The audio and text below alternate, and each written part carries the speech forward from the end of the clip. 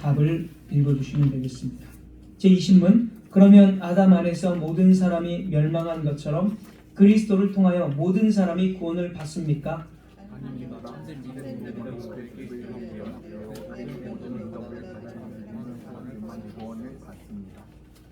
아멘. 네, 오늘은 이 신문에 대해서 말씀을 드리는데, 모든 사람이 구원을 받는가 또는 일부만이 구원을 받는가, 이 문제에 대해서 집중적으로 말씀을 드리겠습니다. 과거에 제가 한 강의 때에 가장 기본적인 내용들을, 이런 기본적인 내용들을 말씀을 드린 적이 있습니다. 그래서 그거를 좀 생략할까 하다가 가장 기본적이기 때문에 또 못 들은 분들도 계시고, 그래서 조금 그런 부분들을 반복해서 말씀드리겠습니다. 하나님은 자비로우십니다. 19문답에서 고백한 대로 하나님께서는 중보자를 이 땅 가운데 보내셨습니다. 그래서 중보자께서 우리가 갚을 수 없는 그러한 죄값을 대신 치러 주셨습니다.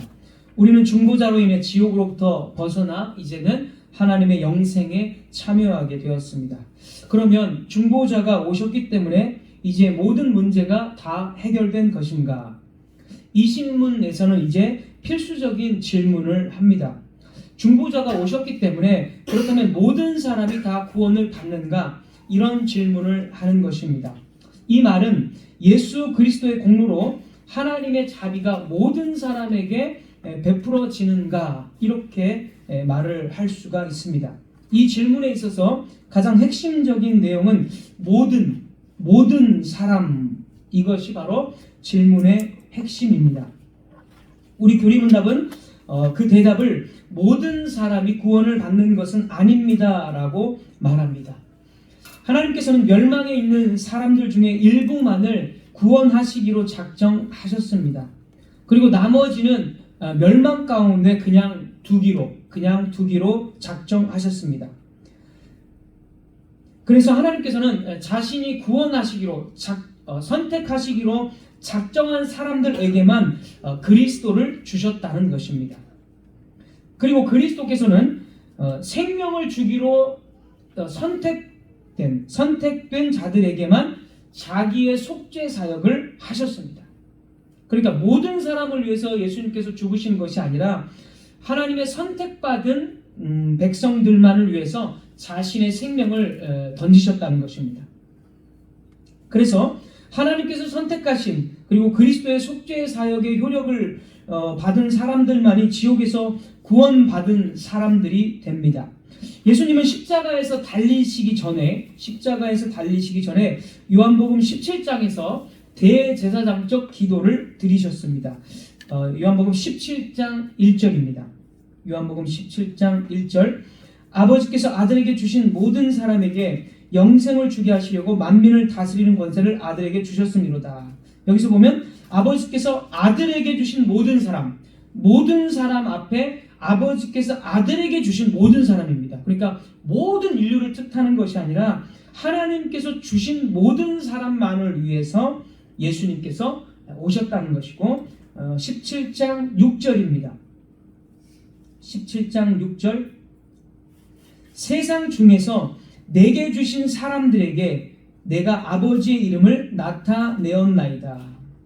세상 중에서 역시 내게 주신 사람입니다. 모든 세상 사람들이 다가 아니라 세상 중에서 내게 주신 사람만 내가 아버지의 이름을 나타냈다는 것이고, 그들은 아버지의 것이었는데 내게 주셨으며 그들은 아버지의 말씀을 지키었나이다. 하나님께서 주셨고 선택한 사람들이기 때문에 예수님을 믿고 예수님의 말씀을 지켰다는 겁니다. 자, 9절입니다. 동일하게 17장 9절, 내가 그들을 위하여 비옵나니, 그들은 아버지께서 주신 자들, 그들을 비옵나니 내가 비옵는 것은 세상을 위함이 아니요, 모든 세상 사람을 위한 기도가 아니라는 겁니다. 예수님은 아니요, 내게 주신 자들을 위함이니이다. 내게 주신 자들만을 예수님께서 지금 십자가에서 죽으시기 전입니다. 이 본문이, 요한복음 17장이 죽으시기 전에 내게 주신 자들만을 위해서 예수님께서 기도하신 겁니다.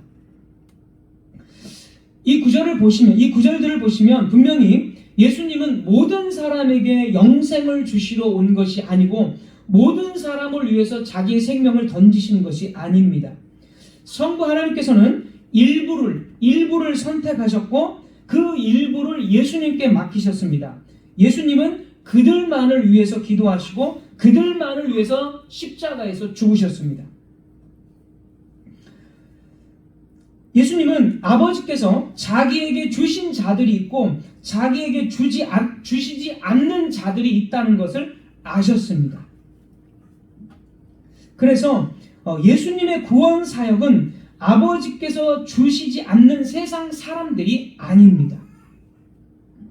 자, 우리는 이것을 잘 성경을 아주 주의 깊게 이런 부분들을 살펴야 합니다. 만일 예수님께서 아버지께서 주시지 않는 자들을 위해서 기도하기를 거부하셨다면 그들을 위해서 자기 생명을 주지 않는다는 것을 뜻하는 것입니다. 그래서 예수님에게 허락된 그 사람들, 아버지께서 주신 그 사람들만을 구원을 하셨고 나머지 사람들은 그럼 어떻게 되는 겁니까? 그들은 그냥 남아 있습니다. 그들은 하나님의 선택 밖에 있는 사람들이기 때문에 하나님의 영원한 심판으로 그들은 심판의 증거가 되는 것입니다. 성경과 교리문답은 예수님께서 모든 사람을 위해서 죽으신 것이 아니라 하나님께서 선택하신 자기 백성들만을 위해서 죽으셨다는 것을 성경은 수없이 증거합니다.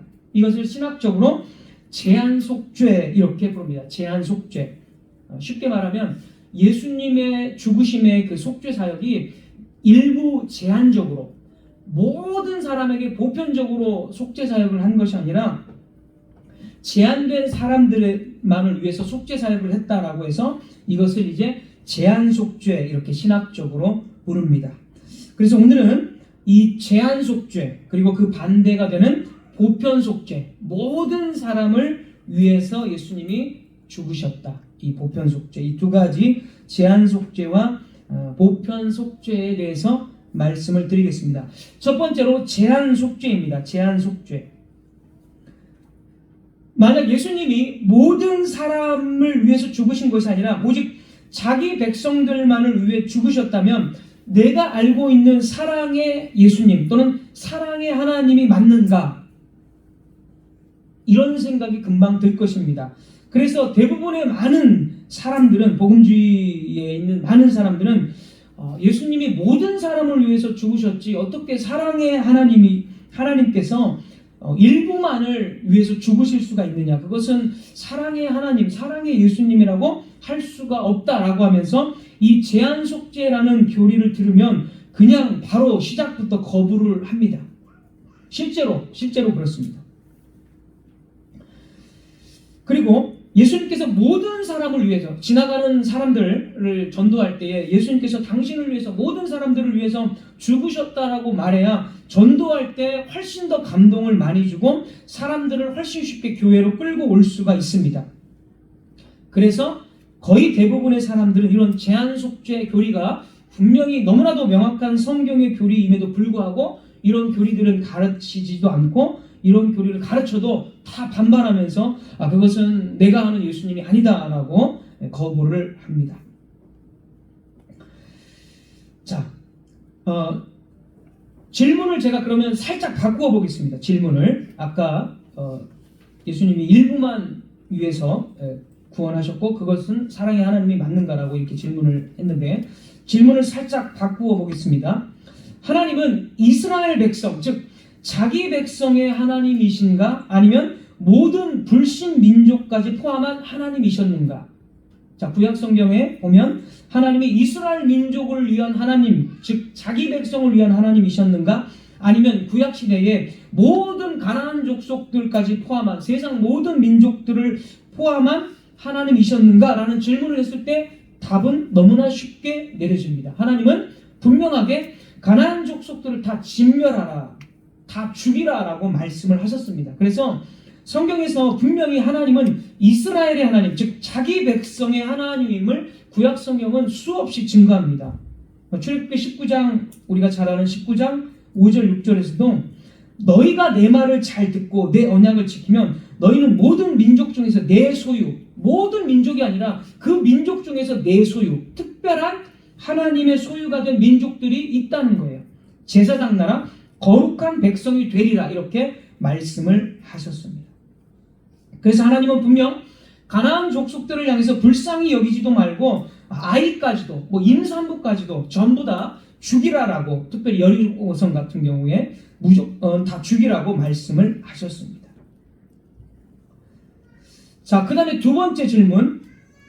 구약에서 모세나 사사들이나 다윗과 같은 메시아적 직분을 받은 사람들은 누구를 위해서 일했습니까? 이것도 이 정답을 알면 그대로 너무 쉽게 우리가 성경이 말하는 제한속죄가 너무나도 분명하다는 걸 알 수가 있습니다. 다윗이나 모세나 사사들은 전부 다 이방 민족을 위해서 메시아적 직분을 감당한 적이 없습니다. 전부 다 이스라엘인 하나님의 백성들을 구원하는 그러한 메시아적 직분을 다 감당을 했습니다. 누가복음 2장 25절에서 예루살렘에 시므온이라는 사람이 있으니 이 사람은 의롭고 경건하여 이스라엘의 위로를 기다리는 자라.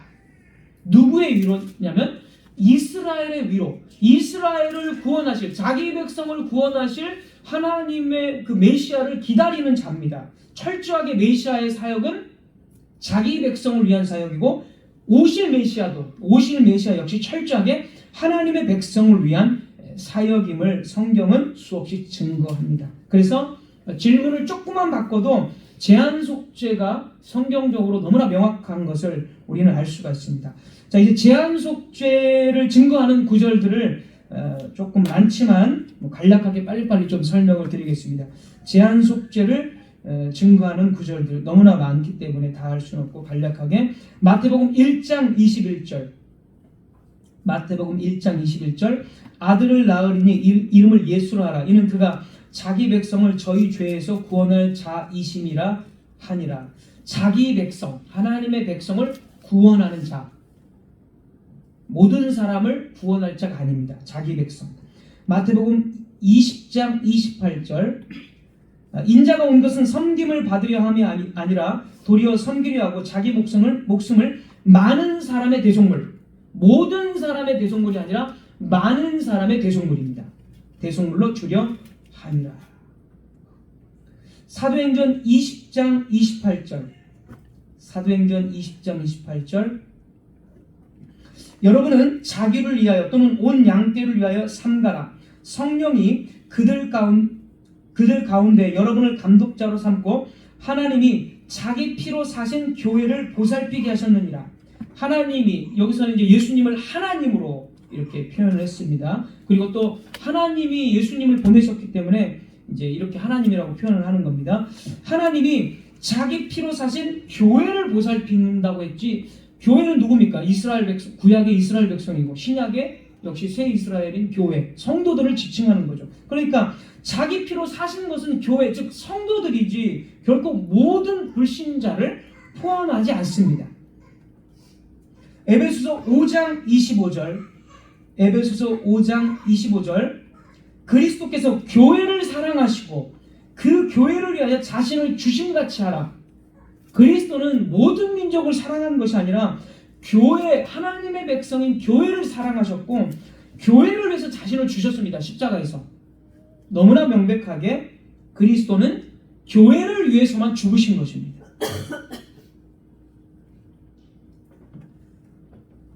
자, 로마서 8장 32절 33절, 로마서 8장 32절 33절, 자기 아들을 아끼지 아니하시고 우리 모든 사람을 위하여 내주신 이가, 여기 보십시오. 모든 사람 앞에 우리가 붙어 있습니다. 우리, 바울을 비롯한 우리, 로마 교회 공동체, 우리 모든 사람을 내주신 이, 분명히 우리라는 제한된 모든 사람이 있습니다. 33절, 이어지는 33절, 누가 능히 하나님께서 택하신 자들을 고발하리요. 여기서 택하신 자들이 누굽니까? 우리 모든 교회를 지칭하는 거죠. 교회. 자, 요한복음 10장 1절에서 15절까지 보면 요한복음 10장 1절에서 15절을 보면 예수님께서는 자기 백성과 불신자를 정확하게 구별하십니다. 여러분 나중에 집에 가셔서 읽어보시면 됩니다. 요한복음 10장 1절에서 15절 보면 정확하게 자기 백성과 불신자를 구별하시고 예를 들어 11절을 보면 요한복음 10장 11절을 보면 나는 선한 목자라. 선한 목자는 양들을 위하여 하나님의 백성이 양들을 위해서 목숨을 버린다. 정확하게 자기 백성과 불신자를 구별합니다. 바리새인들은 불신자로 예수님께서 이 본문에서 말씀하십니다.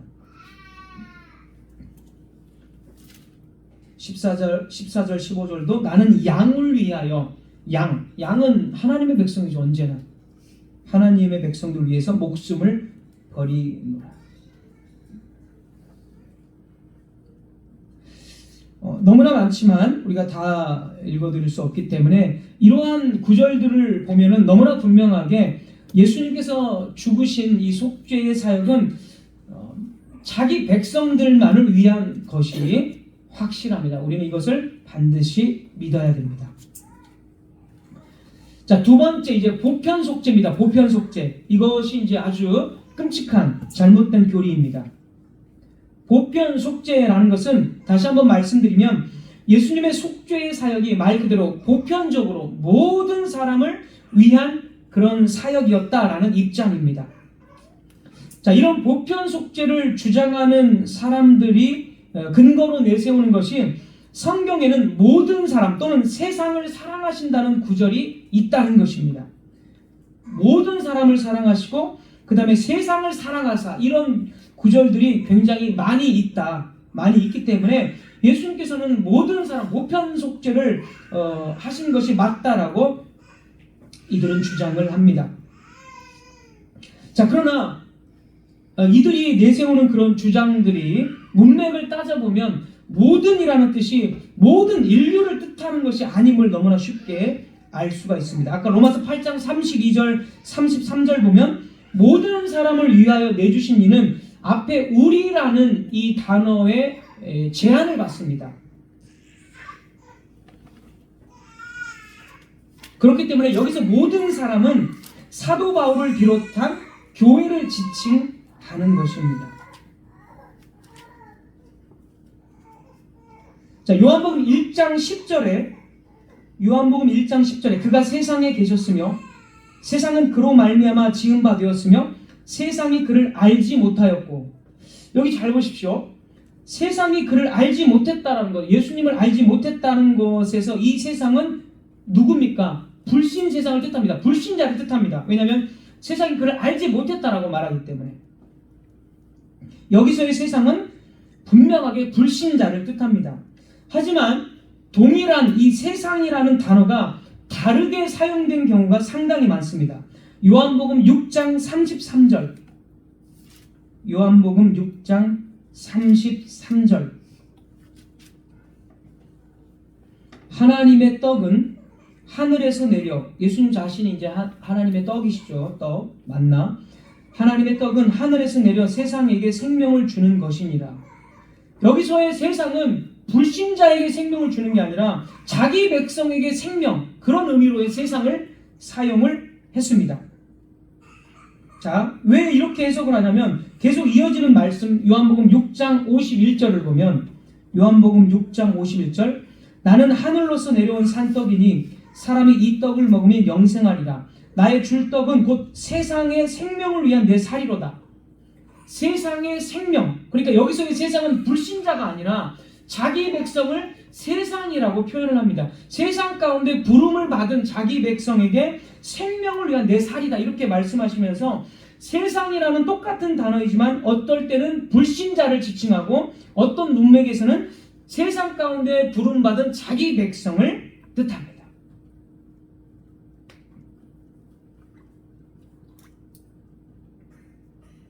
그래서 세상이라는 단어가 나왔을 때 여기 세상을 사랑한다고 하지 않냐, 그러니까 이 세상은 모든 사람이다 라고 결코 주장할 수 없고, 문맥을 보았을 때 그 세상은 세상 중에서 부르심을 받은 자기 백성을 뜻합니다.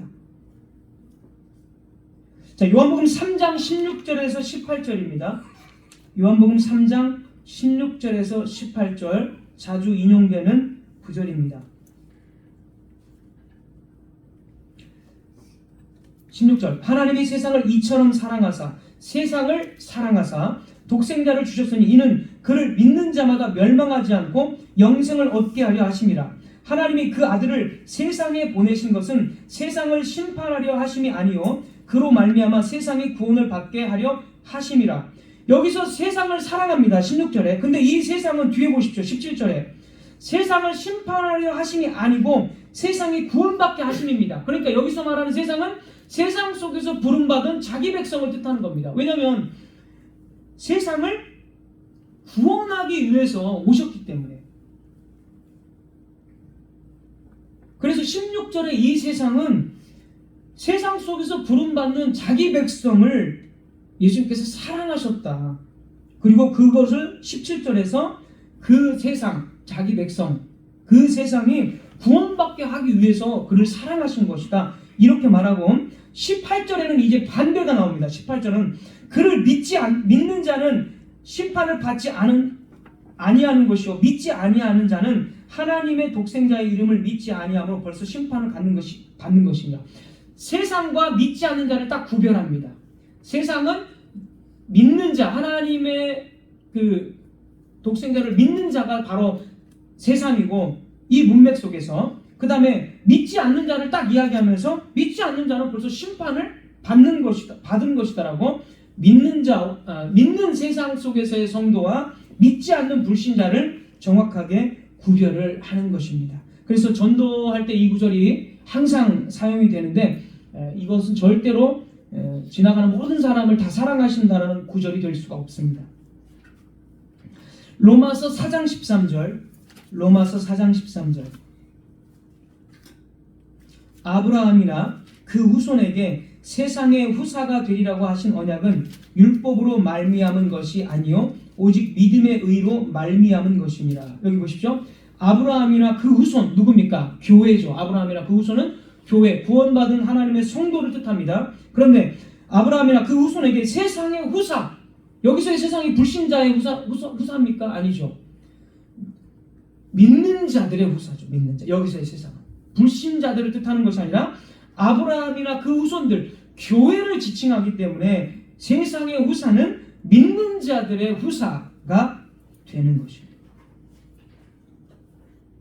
그래서 여기서도 세상은 모든 사람을 다 말하는 그러한 세상이 아닙니다.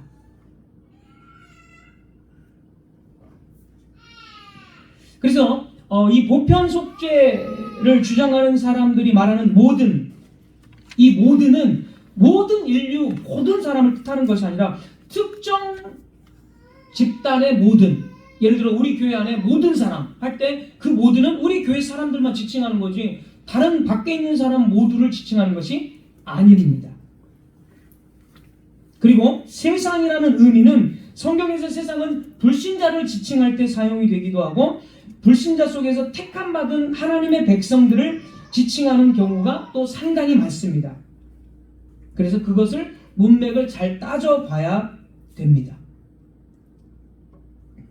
그리고 성경에서는 모든이라는 말을 모든 계층을 의미할 때도 상당히 많습니다. 그러니까 구약에서는 유대인들을 구원하시고 그들을 중보적인 백성으로 삼으셨지만은 신약에서는 유대인뿐만이 아니라 민족을 뛰어넘는 이방인까지도, 그래서 차별이 없다는 뜻으로 모든 계층을 의미할 때도 있습니다.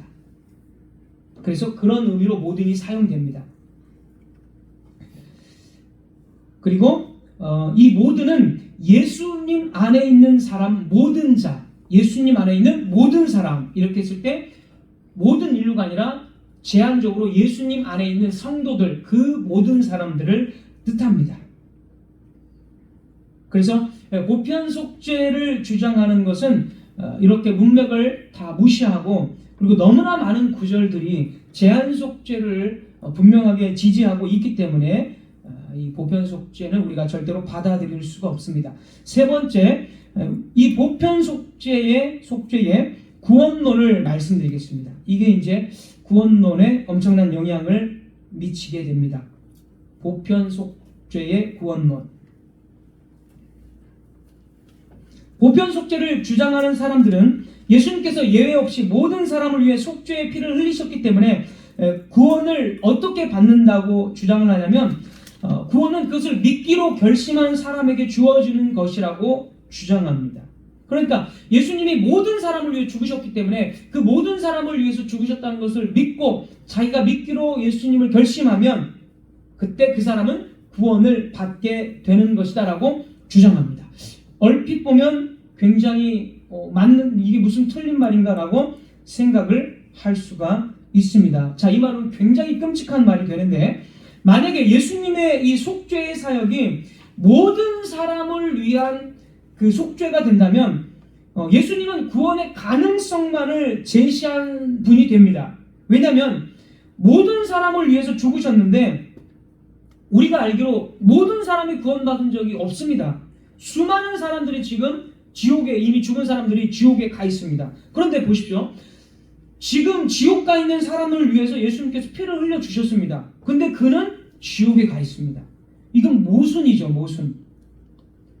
그 사람이 안 믿었기 때문에 물론 지옥을 간다라고 사람들은 이야기하겠지만은, 만약에 예수님께서 김일성을 위해서도 자기의 몸을 던져서 피를 흘려서 죽으셨는데 김일성은 지옥에 가 있습니다. 그러면 예수님은 구원자가 될 수가 없습니다. 왜냐하면 예수님의 피가 우리 모두에게, 예를 들어서 예수님의 피가 저에게 뿌려졌다면, 예수님의 속죄가 나에게 있다면 저는 무조건 구원을 받아야 됩니다. 하지만 이 보편 속죄를 주장하는 사람들이 모든 사람들을 위해서 예수님의 피가 지금 뿌려진 겁니다. 근데 김일성 같은 사람은 분명히 지옥에 갔을 겁니다. 그런데 예수님의 피가 뿌려졌는데도 구원을 못 받는다. 이것은 뭐가 됩니까? 예수님은 구원자가 아니라 그냥 구원의 가능성을 열어준 분 정도에 그치는 것입니다.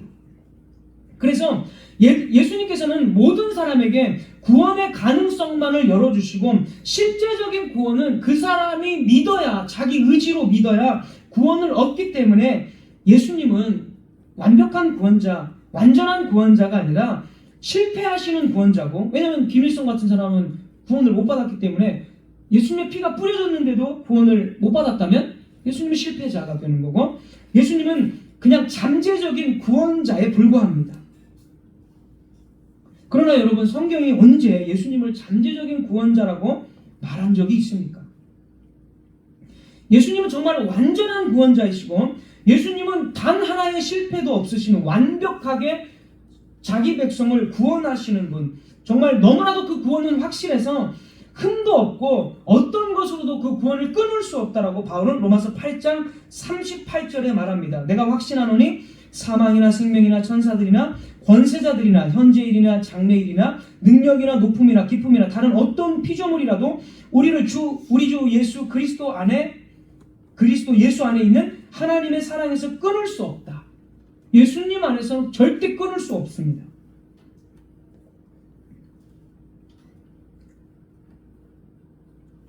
그래서 이런 잠재적인 구원자 또는 실패하시는, 자기의 피가 뿌려졌음에도 불구하고 그 사람을 구원하지 못하는 그런 예수님의 이 신론이 되는 것입니다.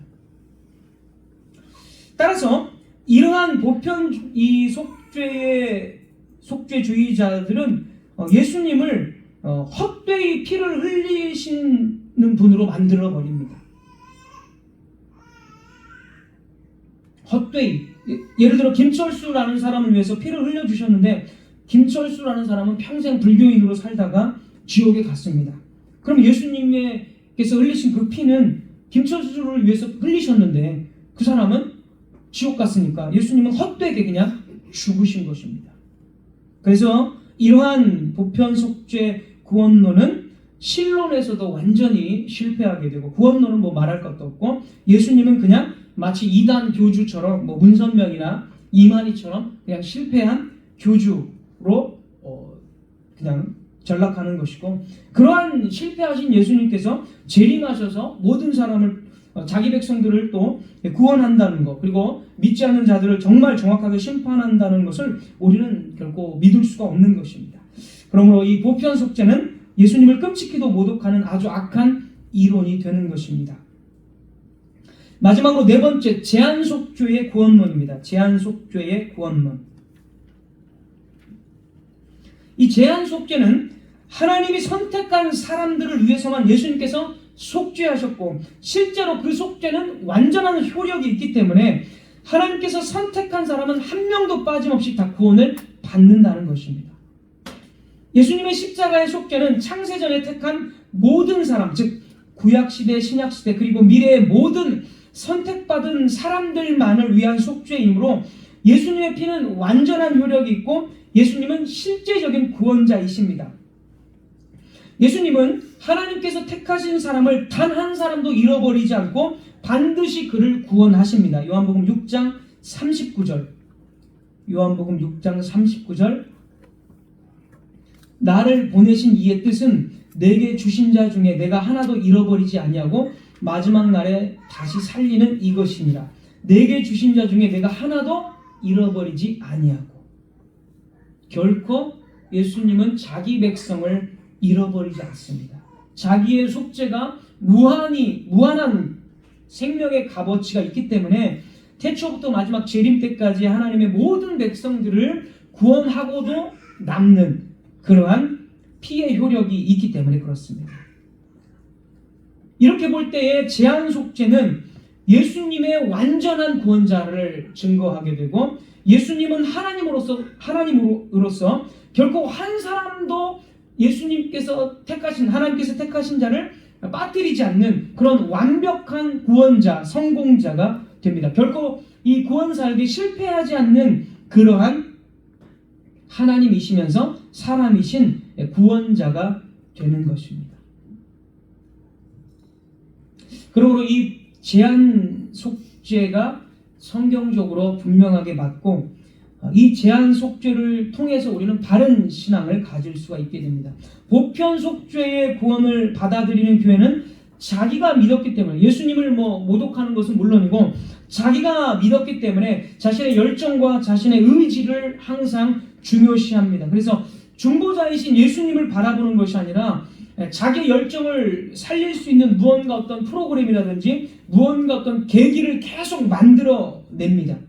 그래서 그런 교회들은 계속적인 행사와 특별 집회, 무슨 집회, 누구 초청, 강력한 영성 있는 누구를 통해서 이렇게 하고 수련회 가서 한번 뒤집어져서 학생들이 뒤집어져서 하나님을 만나고 와야 된다. 그런 식의 특별 행사를 항상 중요하게 여기고 만듭니다. 여러분 예배 시간에 중보자이신 예수님을 바라보지 않고 예배를 헛되이 대충 여기고 특별 집회 때 수련회라든지 그런 특별 집회 때 특별 강사를 통해서 내가 한번 뭔가 하나님을 만나보겠다. 이건 정말 웃기는 일 아닙니까 여러분? 예배가 하나님을 만나는 거고 언약의 교제고 하나님과의 사귐인데 예배는 맨날 드리니까 대충 지각하고 딴 생각하고 드리다가 여름 수련회, 겨울 수련회, 무슨 특별 강사 초청할 때는 내가 이번에는 진짜 하나님 만나야지 하면서 온갖 그냥 열정을 쏟아부어요 수련회 때. 이거는 신앙이 아니죠. 평소에 정말 중보자이신 그 예수님의 중보의 사역을 정말 찬양하고 믿고 그게 신앙이지. 열정을 끌어올릴 무슨 강사, 그 사람을 의지해서 무슨 자기가 신앙을 한번 도약해보겠다. 그 잠깐 1시간, 2시간 동안 내가 한번 도약해보겠다. 신앙적으로. 그것은 정말 성경적이지 않습니다. 그래서 그런 거를 자꾸 추구하고 계속적으로 그리스도와 멀어지고 자기가 이룬 열정과 자기가 이룬 어떤 헌신들을 계속적으로 자랑하면서 이런 교회에 가입된 사람들은 계속 교만한 교인들이 될 수밖에 없습니다. 그러나 성경이 말하는 대로 제한속죄의 이 구원을 받아들이는 사람은 정말 예배 가운데 바로 주 예수님의 사역이 매주마다 선포되고 있기 때문에 예배가 정말 하나님과의 교제고 정말 하나님께서 나를 만나러 예배 가운데 임재하신다는 것을 알기 때문에 모든 것을 주일 중심으로 맞춰지게 되고 그리고 이 모든 것이 하나님의 은혜이기 때문에 예수 그리스도의 그 구원의 위대하심, 그 구원의 완전하심에 압도되어져서 나의 공로를 결코 자랑할 수 없고 오직 하나님의 주권적인 은혜를 찬양할 수밖에 없습니다. 교회를 위해서 자기가 헌금도 하고 선한 일을 하고 열심히 섬길지라도 그것조차도 바로 주님의 주권적인 은혜 때문에 그것을 선한 행위를 할 수 있기 때문에 모든 것에서 하나님의 은혜를 자랑하는 정말로 겸손한 사람이 만들어집니다. 이 제한 속죄를 믿게 되는 사람은. 그래서 이런 교회는 정말 겸손하고 하나님의 영광만이 드러납니다. 성경을 바르게 알므로써 더 겸손하게 하나님을 찬양하고 예배할 수 있게 되는 것입니다. 오늘날 거의 모든 교회는 수많은 사람들을 초청해놓고 참된 복음을 전하는 것이 아니라 보편 속죄의 잘못된 구원을 다 전합니다. 그래서 하늘에 계신 주님을 교회가 모독하면서 자기네들끼리 웃고 즐기고 기뻐하고 그런 잔치를 벌이는 것입니다. 주님께서는 반드시 이에 대한 책임을 물으실 것입니다. 교회가 교회답지 못할 때, 즉 이스라엘 백성들은 교회답지 못했을 때 언약의 저주로 멸망당했습니다. 예수님은 여전히 변하지 않는 언약의 주님이십니다. 그 주님께서 자기 백성을 완전하게 구원하시고 자기 백성의 왕으로서 예배 가운데 임재하십니다. 우리는 정말 그분을 왕으로 그리고 나의 주권적인 주님으로 모시고 그분의 은혜를 찬양해야 하는 것입니다. 말씀을 맺겠습니다. 우리는 주변 모든 곳에서 예수님은 당신을 사랑하십니다라는 메시지를 보고 듣고 자랐습니다. 그러나 이 메시지는 성경적인 것이 아니라 보편 속죄에 대한 표현입니다. 예수님께서 모든 사람을 사랑한다고 하는 말은 사실이 아닙니다. 성경은 분명 예수님께서 그의 교회만을 택하시고 사랑하셨다라고 수없이 말합니다. 교회 안에서라면 우리는 서로에게 예수님이 당신을 사랑하신다라고 말할 수 있습니다. 사도 바울도 교회 안에 불신자들이 섞여 있다는 것을 알고 있음에도 언제나 성부, 성자, 성령으로 축도를 했고 교회 위에 그 약속이 있다는 것을 상기시켰습니다. 그러나 교회 안에서조차도 결코 사랑의 예수님만을 말한 적이 없습니다. 성경에서는 언제나 언약의 두 가지 측면, 사랑과 그러니까 축복과 저주를 사도 바울도 언제나 복과 저주를 말했고 구약도 언제나 복과 저주를 두 가지의 측면을 교회 안에서도조차 말했습니다. 그러나 오늘날 전도할 때 밖에서 전도할 때 거의 모든 복음주의 교회는 아무도 모르고 그 사람이 어떤 사람인지도 모르고 모든 불특정 그 모든 사람들에게 예수님이 당신을 사랑하십니다라고 현수막을 내걸고 구호를 외칩니다. 교회 안에서도조차 언약의 복과 저주를 물론 성도들끼리 우리가 예수님께서 당신을 정말 위해서 죽으셨고 사랑하신다라고 성도 안에서는 인사할 수 있지만 그것조차도 그렇게만 인사하는 것이 아니라 언약의 경고도 우리가 항상 예배 가운데 듣는데 교회 밖에서는 온전히 사랑의 예수님만 증거를 하면서 전도를 합니다. 그것은 정말 잘못된 것입니다. 우리는 교회 밖에서 전도할 경우 정말 단지 하나님께서 무한한 자비로 당신의 아들을 죄인들을 위해서 죽게 하셨다라는 그 약속만을 전할 수 있을 뿐입니다. 그들 중에 오직 믿음으로 나왔을 때에 그에게 언약의 복을 예수님께서 당신을 사랑하신 것 같다. 그래서 당신이 믿음으로 반응을 하신 것이다. 이렇게 우리는 조심스럽게 말을 할 수가 있는 것입니다. 우리는 이 제한 속죄, 다른 교리도 마찬가지겠지만 제한 속죄 교리를 가르치지 않고 믿지 않아서 대부분의 한국 교회가 완전히 다른 길로 참된 복음이 아니라 거짓된 복음으로 이제는 돌아올 수 없을 정도로 그 길을 이탈했다는 사실을 우리는 금방 느낄 수가 있을 것입니다. 우리도 마찬가지입니다. 우리가 자꾸 내 행위를 의지하고 예수 그리스도의 그 중보하심을 자꾸 잊어버리고 사람들과의 관계라든지 교회 안에서의 어떤 나의 행위라든지 내가 지혜가 있고 내가 어떤 선함이 있고 그런 거를 통해서 우리가 신앙생활을 한다면 우리도 조금씩 분명히 참된 신앙 안에서 교리 안에서 이탈을 할 수가 있을 것입니다. 이런 말씀들을 통해서 우리는 더욱더 조심스럽게 더 참되게 하나님의 주권적인 은혜 앞에 겸손하게 신앙생활 할 수 있게 해달라고 그리고 나의 믿음을 전적으로 주님께만 맡기오니 주님께서 나의 믿음까지도 보존하시고 나를 이끌어 달라고 우리는 겸손하게 기도하며 찬양해야 하는 것입니다. 기도하겠습니다. 하나님 감사합니다. 오늘 모든 사람을 구원하지 않고 하나님의